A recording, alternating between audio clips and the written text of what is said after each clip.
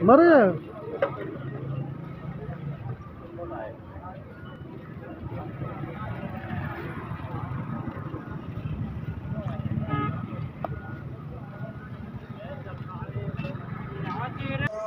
अस्सलाम वालेकुम दोस्तों, ये तुमसा के करीब की वीडियो है। बारिश की तबाहकारियाँ आप देख रही हैं।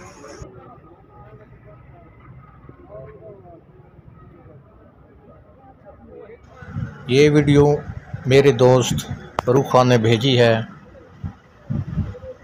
इस वीडियो में एक तरफ तो गम ही गम है, तबाही ही तबाही है बारिश के पानी की वजह से, और जो जिधर था वो उधर ही फंस गया।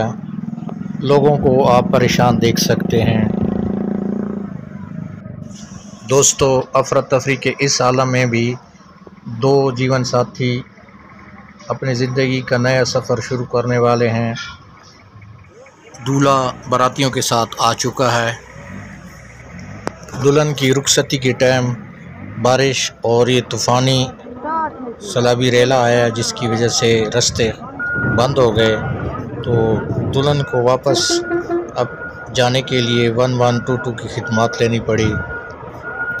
तो हम आपको वो मनाज़र दिखाते हैं किस तरह 1122 वालों ने इस बारात की मदद की और दूल्हा और दुल्हन को खैरियत के साथ दूसरी साइड पर पहुंचा दिया।